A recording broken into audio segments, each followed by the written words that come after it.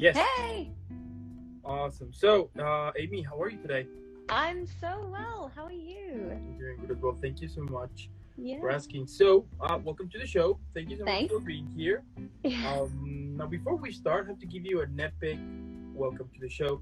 If you have watched some of my episodes, you know exactly what I'm about to do right now. If not, it's okay. Let me show you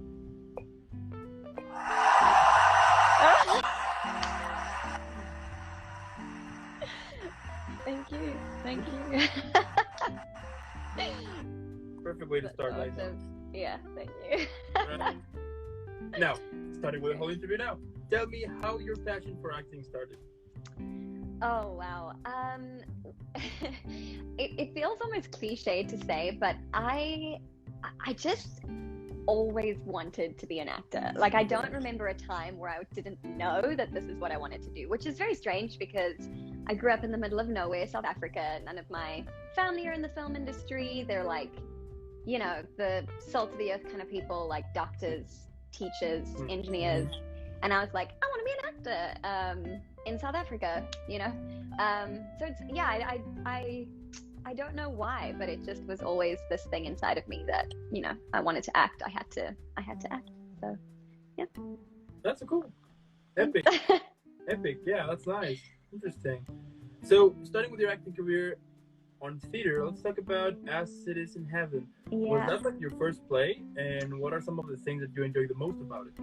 Yeah, so it wasn't my first play. It was my first play, well, one of the first plays in Los Angeles. I went to a conservatory here in Hollywood, and we did the play at the conservatory.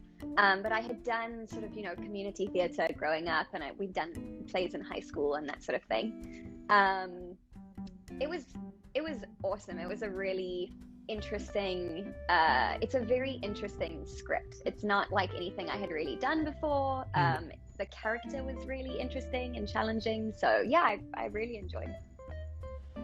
Awesome. And you played as Fanny. So tell me about your character and how usually you prepare a character for a play. Yeah, Fanny, so essentially, if anyone hasn't seen As It Is in Heaven, yeah. It's a play about a group of Quaker women, and a new young woman comes into this community and basically starts to say that she can see angels and has these experiences with angels and these very like religious, spiritual moments. And that's Fanny. So Fanny, like I said, it was a really different, interesting character to play. Yeah. I think right from the get-go, it was really fun. Our director said, you know, you get to choose. Each one of us could choose whether or not it was real, you know, whether or not she's actually seeing angels or whether she's faking it. So it was cool because every member of the cast almost had this like different perspective of what was happening. Yeah. I think, did you say how I prepared for it? Was that the question? You know, I think every character is different. I think just trying to get into the mindset of this character. I grew up in a wonderfully religious home. I know that for a lot of people, that's growing up in a religious environment might not be a great experience. I feel really lucky to say that it was a really beautiful experience for me. So it's still very much a part of my life. So I made the decision that she was seeing angels because I thought, how cool would it be if she really was seeing angels?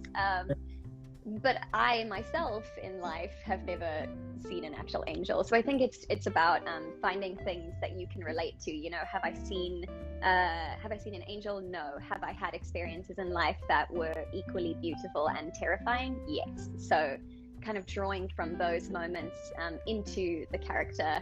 And then just a lot of research about the Quaker lifestyle and what life would have been like at that time, you know? Yeah, I think that's mostly what went into Fanny. Okay, that's awesome. And then you were in the Diary of Anne Frank. Tell me, what were some of the things you enjoyed the most about playing as Anne Frank? I mean, so the Diary of Anne Frank was also like a really challenging experience because this is a real person, and I think you always want to honor the story of the character that you're telling, but when it's a real person, there's almost like this added pressure to really, you know, do a good job.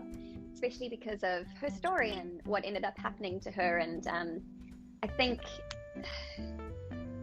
I don't know if enjoy is a word that I would use for a Holocaust play, because it is ultimately a very sad story, but it's also a very beautiful and hopeful story. Yeah. So I think the parts that I enjoyed were just discovering who Anne Frank actually was, and she was such a vivacious, delightful, vibrant young person. And so really, kind of figuring that out and bringing that to life was, I felt very privileged to do that. Yeah, that's epic. And then you had a solo show called Princess Freckles and the Forever Kingdom. Tell me about that experience. Yeah. Princess Freckles. So Princess Freckles is a solo show that I wrote, and it's autobiographical. So it's about 3 generations of my family: my grandfather, my father, and me. Mm-hmm. So I am Princess Freckles. I don't know if you can see, but I'm very freckly. Okay. And it basically is. It tells the story of my family's life in Southern Africa, sort of going through 3 generations of life. And the way that I kind of explained it to people is it is a coming of age story. It's a story sort of about the loss of innocence and the journey to find it again, is how I would describe it. Yeah. Wow, that's deep. Cool. Thank you. Yeah, that's deep. And yeah, how awesome is that? And how you usually get ready before going on stage? I think, theatre is so cool because there is the live aspect, which also adds, I think, a bunch of nerves to it, because if you mess up, you can't just yell cut and do it again. Yeah. So I think a lot of going on stage before a theatre performance has to do with calming nerves and making sure that your body, your voice is ready and warmed up, because theatre is so physical. Because again, it's like you are on stage and then you just go for an hour, 2 hours, however long the play is. So you don't get to stop and take a break or rest your voice, or I'm sorry, I need to do that again. Can I have some water with lemon? You don't get that in theatre. So I think, a lot of it is warming up mentally and physically, making sure that you are in the right mental place for whatever character it is that you're about to play. I think for me also, I just feel very privileged to do what I do. So there's also I'll try to find a moment before the play where I can take a little minute and say a little prayer and just be thankful for what I get to do, and calm myself and remember why it is that I'm here and what it is that I'm doing, Okay. And what is the thing that you enjoy the most about theater? Yeah, I think that live, like I said, the live aspect. There's just, I love film and television, and that's kind of my bread and butter right now, and I'm so happy about that. I think the thing that is irreplaceable about theater is the connection with the audience in real time. You don't, there's something really energizing and exhilarating about feeling the audience just get swept up in the story with you, and there really is an energy in the room, if you can feel when you're bombing, which is not great, but you can also feel when you're when the audience is right there with you and they're in the moment. And I just have such treasured memories of moments in performances where maybe it's a little bit quieter or it's a little bit more serious, and it almost feels like the whole room is holding its breath. Those moments, there's just nothing like them as an actor. You're just on cloud 9. It's I don't want to say it's like a drug, because don't do drugs, kids, but if that's to me the next best. It's so good. That's like a healthy drug, right? Exactly. Yeah, it's that healthy addiction. It's the all of your passion is coming together in this moment, and it's this is why we do what we do. And to also know, it's not about being in control of people, but it's more just knowing that there's an entire room of people that is with you right now, and that is rooting for you, and that is invested in the story that you're telling and the character that you're playing and what it is that you've come here to say. It's just, it's a really cool feeling. That is amazing. That is badass also. Now, what would you say it's important to know for people who recently started on acting?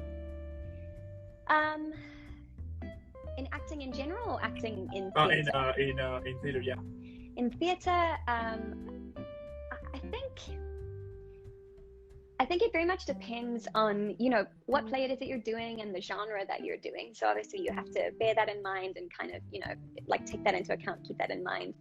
But for me, I think the thing that I've always loved about theatre is that it can be so adventurous and experimental, and it really is a place to just play. I mean, it's literally called a play. So yeah. I think for anyone who's starting out in theatre, so many of us actors are perfectionists, and we're so concerned about getting it right, and I want to get it right. I want to do the right thing. I want to be the golden star or whatever.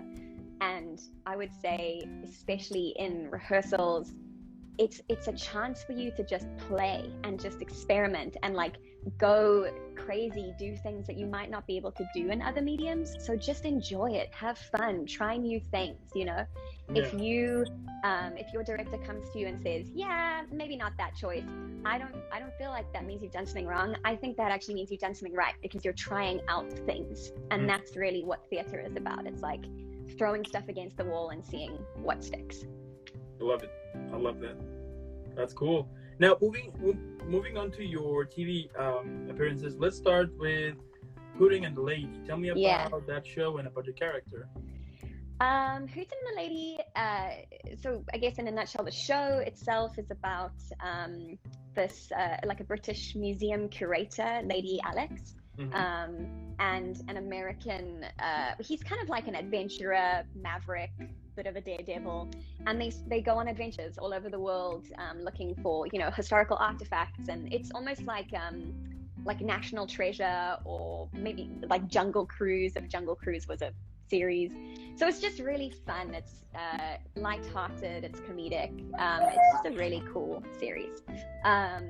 My character, in one of the episodes, they go to Russia. Okay. And my character is basically getting married, and throughout the course of the episode, they crash her wedding, which is very unfortunate for her. Okay. Yeah, it's a bit of a disaster, but it was so much fun. It was such an awesome environment. I had to wear the most ridiculous, huge wedding dress. I looked like a cake. It was very difficult to walk, but it was so fun, when you get to play a character that wears such a ridiculous costume in the best possible way. So yeah, it was and it was shot in South Africa, so I was able to do what I love in my own country, which is so cool. Preach. That's cool. Yeah. Yeah, I mean, the fact that you can do this project in your hometown, I mean, that's pretty epic. And I guess that at the same time, it's kind of a little bit humble, the fact that you are that you were doing this project on your hometown, Yeah, absolutely. I mean, it was so close to where my parents live. It was in the city where I went to university before I came to Los Angeles. Yeah. So I think it is incredibly humbling and really awe-inspiring to kind of walk onto a set and you look down a street and you're like, oh, I used to drive down this street in school and dream of the day that I would be on set, and now here I am, and it's an international show, and it's very humbling. It's cool.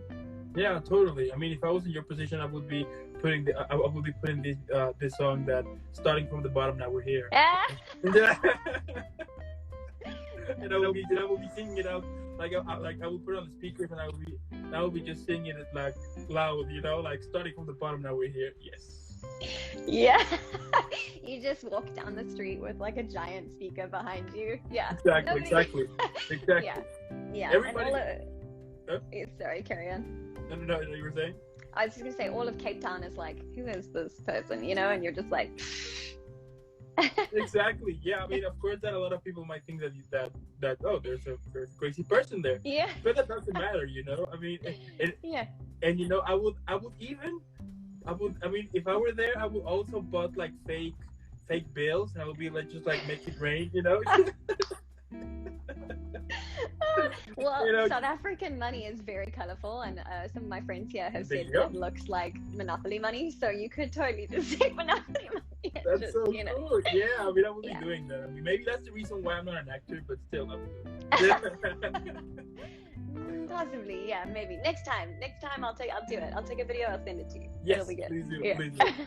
Please do, that would be epic. I mean, because that's one of the things that I will do at some point. I mean, whenever I will, like, I will get the chance to leave my hometown, and if I come back at some point, then that song is already on the playlist waiting. So yeah. Yeah. Totally. Oh my god. Right now, so then you were in the Romanovs. So tell me about that experience, and what are some of the things that you liked about that show?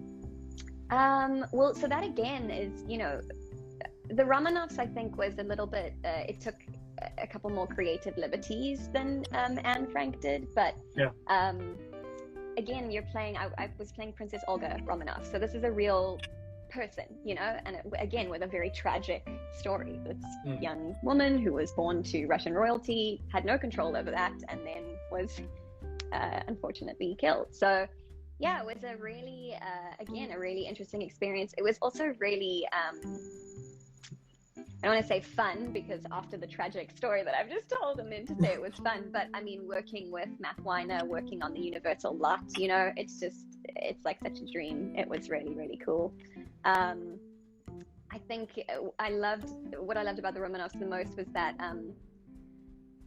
something that I love about acting is that you get to learn new skills with every role that you play. It's one of my favorite things. I'm paid to learn new things and have new experiences. Okay, cool, sure thing. So with the Romanovs, I'd worked with a little bit of special effects before, but I'd never worked with squibs, and they essentially rigged up these little squibs underneath our clothes on top of the corsets that would explode, and it looked like a little bullet wound. I won't go into the graphic details, but it was really trippy, to be honest, because you do feel like a little impact when it goes off, and there is a part of your brain that's like, did something just hit me? Yeah, okay. It's like you're trying to be in the moment, but you're also trying to remind yourself that you're safe and you're fine. But we were we had the most incredible stunt coordinators and special effects team, but yeah, it was just a very, very surreal experience. That's awesome. And you were the guest stars in many shows such as Killer Instinct, Blood Drive, Black Sails, and NCIS. Yeah. Tell me, how was getting involved in those projects, and what are some of the best memories you have while acting for those for those shows? Well, I'll start off with NCIS. NCIS was such a dream because I've been watching that show since I was about 12 years old with my family in South Africa. So it was very surreal to, book that show and then walk on set and meet these people that I've been watching, these characters that I've been watching on TV since I was 12. Just be a part of this world that I've known for so long. It was really, like I said, it was really surreal, but it was also just such an awesome NCIS. It's been going for 1,000 seasons now, give or take. So it's such a well-oiled machine. Everyone knows exactly what they're doing. It's like a big family. It's such a welcoming, warm environment. That's so cool. Yeah, it was a really awesome show to be a part of. I felt very, very lucky. And same with Black Sails, actually. And Black Sails was so cool because, again, it was shot in South Africa. So I got to do this in my own country, and it's, what we were talking about of walking down the street. Black Sails was so cool because I walked onto set, and some of the crew were people that I had gone to film school with. Yeah. And so it was just this epic moment where I was like, guys, we're here, we're doing the thing that we said we were going to do and that we dreamed of. And they were amazing and badass and killed it. And yeah, it was just a really, really cool experience. And Black Sails was epic because I love fantasy, and Black Sails kind of tips over. I guess you would say it's more historical fiction, but it's like pirates, and you wear, again, I'm always in corsets for some reason, but you're wearing like corsets and these big puffy dresses, and the sets were so incredible. You walk onto set and there's just like a massive pirate ship, and they've built an entire town, and yeah, it was like mind blowing, and very surreal again to, you know, be walking down the road and just like a group of pirates walks past you and they're like, hi, and you're like, hi. So yeah, that was I loved Black Sails. That was a really, really fun show. The others, Blood Drive, Killer Instinct, Blood Drive, both of those were also shot in South Africa. There's a lot of international things that are being shot in South Africa these days, which is really exciting to see, because when I was growing up, and especially where I was growing up, there was nothing. It's like, you want to be an actor? That's completely unachievable. It's not. But yeah, I think Blood Drive is a very particular show. It's definitely not for the faint of heart. It's not for everyone. But it was, again, just, I feel very lucky to have been on these sets where it's just such a warm, welcoming, friendly environment. Everyone is so humble. Everyone is so encouraging and supportive. Yeah, they were very cool. That's amazing. I mean, at the moment you have a really badass career. I mean, you have been involved in so many cool stuff here and there. That's badass, though. It's been fun. Yeah, I feel very lucky, very blessed. Cool. Yeah. Cool. Now, if you could describe your career at the moment on a TV show, what would be the title of it? That's a very good question, Dan.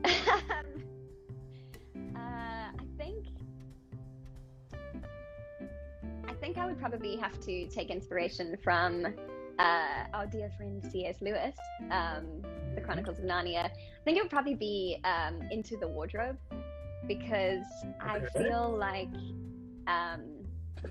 to me, that's so much of what acting is, and a huge part of the reason that I love acting is that every time you step onto set, you are essentially like stepping through the wardrobe into another world, and it's a very magical experience. Acting is also very difficult and sometimes really sucky and not that great. But when you do get to step onto set, when you do get to kind of just like, you know, be set free to do what you love, it really is super magical. So yeah, I think Into the Wardrobe. Hopefully there will be many more wardrobes. Yeah, I like it. That's good. That's a nice title for a show. Then if at some point you are really making a show, you know that you can come back to this and be like, oh yeah, right. So you put that there. Totally. I'd have to talk to the C.S. Lewis estate, I think, and just see how they feel about that. But hopefully they say go ahead. Totally. Yeah. Now, moving on to your film career, let's talk about Keeping Up Appearances. Tell me about that film and also about your character. Yeah, Keeping Up Appearances was really the first. I was in film school in Cape Town at the time, and it was really the first like real set that I had been on. So it was, I would say, kind of my introduction to the world of film and television. And it was an incredible experience. The film is basically about a young man who loses his father, and his mother has dementia, and so she essentially forgets that his father has passed away, and so every day he has to break the news to her all over again, and she basically goes through that loss all over again, and it just gets to a point where he can't deal with that anymore, and so instead he decides to dress up as his father and just play the role of his father so that his mother doesn't have to know that his father has passed away. It's a really beautifully written script, very emotional, very heavy. So yeah, it was a really heavy sort of script to step into as like my first ever real thing. I played the best friend of this young man who, she's kind of like his mirror in a way. She's kind of like his maybe unwanted truth serum, because she's really the only person in his life who knows what's going on and who will say to him, this isn't healthy, it's not good for you, it's not good for your mom, like this isn't okay. Which isn't really something he can accept. So yeah, I think she's kind of the antagonist, but not really in a traditional way, because she's not a villain and she's doing what she does out of love. Which I guess most antagonists would argue that they're not a villain and they do what they do out of love. But anyway, yeah, I think the biggest thing that I learned on that set was to trust the people around me, and to really trust my co-star, and allow them to be the thing that I like focus on and invest in, and am affected by. Because I was so young and I was so new, and I was so it was like a amazing but also scary experience, and you don't know what you're doing, and you're like, am I doing this right? And so I think really being able to rely on the people around you is it's such a gift, and I guess I was given that gift on that set, which is great. Cool. And then you were also in Overkill, Reckoning, Goblin Queen, Accessories, What Are You Going, Where You Have Been. Now, from all of those films, you were the lead. So tell me more about your characters in those projects, and also about those films. Yeah, sorry. Got something in my throat. Overkill actually is on the festival circuit at the moment, and it's doing really well, which is super cool, very humbling. Overkill is from the creative genius of a mind that is Alex Montier, and it's a horror comedy, which I had never done before. I'm terrible with horrors. I can't watch horror. I don't sleep for a week. So when he first started talking to me about it, I was like, well, I mean, I would love to be in it. I don't know if I'll be able to watch it once it's done. But then he explained that it's a horror comedy. It was so much fun. It was one of those scripts which I find is really rare for me, where you read it and you actually laugh out loud while you're reading it. It was just super fun, very quirky, very different, an awesome experience. Where Are You Going, Where Have You Been? That we shot in Texas. Overkill. Brief overview, it's the typical kind of slasher final girl plot, but with a twist. So it's kind of a fun little take on that whole slasher genre. Where Are You Going, Where Have You Been is based on a short story by Joyce Carol Oates. She won a Pulitzer Prize for it, so it's an incredible story, and it's incredible, but it's very jarring. It's a very unsettling story. So that was again, I keep saying the word challenging, but I mean it in a good way. I love a challenge as an actor, and I love to be able to play characters that are different from what I've played before. That one definitely was. We were given a very extensive rehearsal period for it in Texas, which is such a gift. You don't really get that as an actor often. So that was amazing, and I'm really grateful for that. I think that was really critical to the film. But yeah, I mean, it's essentially a film about a very scary man who has very terrible intentions for young women, and I happen to be the young woman that he becomes interested in. And so this is a character that kind of has a mental breakdown halfway through the film, essentially. So that was very nothing I'd ever done before, and that was a really interesting challenge, and definitely something that you want to be you want to tread carefully around that, also to honor people who might have been through a similar situation. But I think, again, I was just so lucky to have such an incredible cast and crew around me, supporting me through that. So yeah, amazing experience. Would do it again in a heartbeat. Accessories is a dark comedy, super fun, basically about the daughters of the mafia who have and their shenanigans over the course of an evening. They find a body in their trunk and it's not dead, so it's kind of just the way that they have to deal with that. Again, a character that wasn't like anything I'd played before, very sassy. She's kind of a bit of a valley girl, but also the daughter of a mafia boss.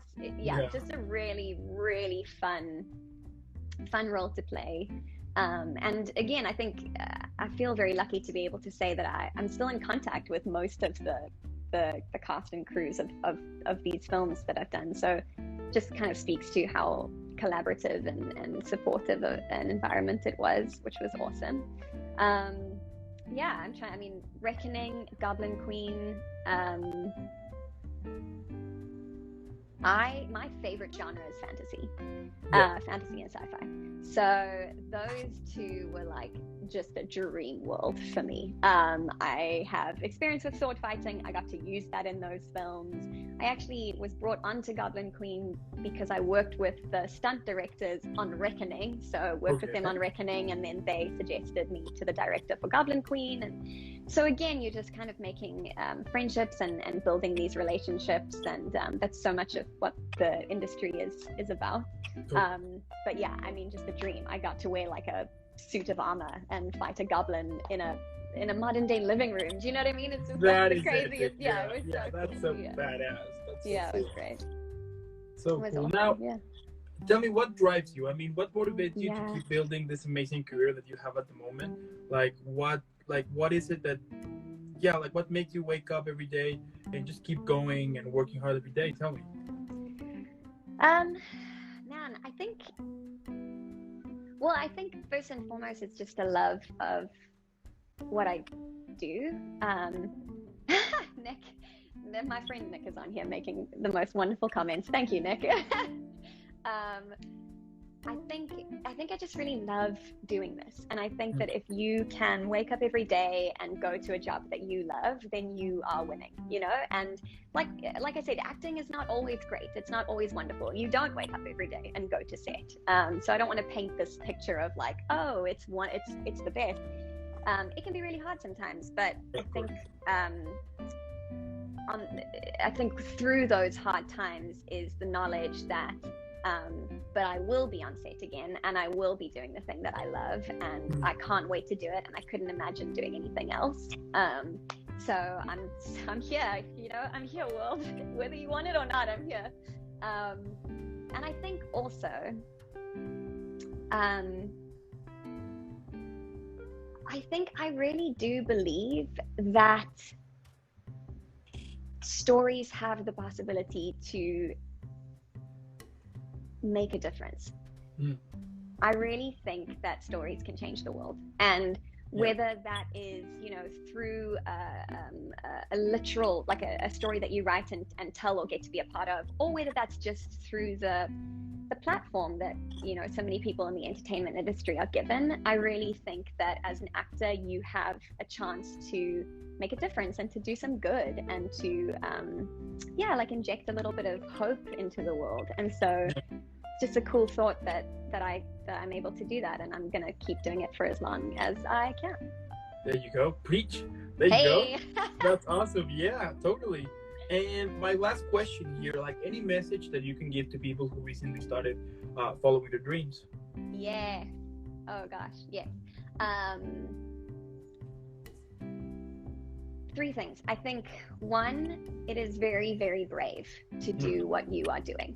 So if you wake up in the morning feeling scared or feeling nervous, or, you know, things aren't all golden and sunshine and roses, that doesn't mean that you're doing something wrong. It means you're doing something brave. So you just keep going. I think the second thing is, there is so much in this industry. I know you said following their dreams. I'm sort of thinking specifically following their dreams in the film industry or the entertainment industry. But really, anyone who's following their dreams, you go, girl. Yes, queen. I'm here cheering you on. In the film industry, there is so much that feels like it is out of your control, and that's not. And it is. It's not true. You know, so much of being an actor feels like it's waiting for a casting director or a director to say, yes, you are good enough, I choose you. So I would say to anyone out there in the film industry, you know, whether you're an actor or not, find the things that are in your control, because there are so many more things than you might expect. Find those things and just do them really well, whether that is taking classes or creating films for yourself, or getting a reel together, or getting your headshots done, whatever it is that you can actually do something about, do it, and do it well. Not only because it will push you forward in your career, but also just for your own peace of mind. We need to know that we actually do have a say in our lives, and that we're not just like waiting for the world to choose us. To do that. And then I think the last thing that I would say is there is this myth, I think, in the industry that you have to do it alone. I think we hear so many really successful people, not throwing shade at any one person in particular, but we hear so many successful people saying things like, I did it on my, the skin of my back, all by myself. Nobody believed in me. Nobody helped me. And I just kept going, and I just kept climbing. And now look at where I am. And it was all me. And it's not to say that that's not true for them. My experience is that this industry is a team effort, and you cannot do it alone, and you actually shouldn't do it alone. We're not meant to do things alone. As people, we were built for community. So find your team, whether that's an agent and a manager, or just a group of people. I mean, I mentioned Nick. Nick is an incredibly talented DP, and the number of times that I've just called him up and been like, hey Nick, I want to make something, and he's like, great, let's do it. And there have been auditions that we've like made a little character video for, so my agent can pitch me for a certain role. And there are people out there who will lift you up on their shoulders, and who you can lift up on your shoulders. So find your team and be a team player. That's what I would say. I'm speechless. But it's true. I mean, the fact that you are describing that, I mean, that's really awesome. I mean, Amy, what can I say? I mean, you are definitely a super badass, talented actress. Thanks. I can't wait to see more of your amazing work in the future. Now, because we finished the whole interview here, I need to give you a huge shout out. So,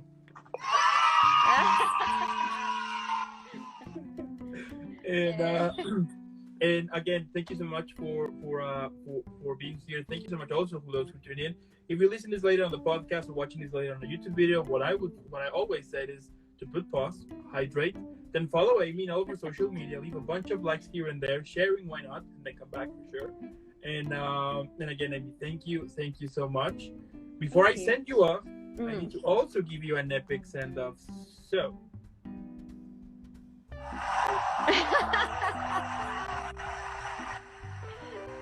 That's awesome. Love it, right? Love it. So yeah, again, thank you so much. Keep having an amazing rest of the day, and I'll see you in the next one then. Amazing. Thanks so much. This was so fun. Have a great day. You too. Bye. Bye.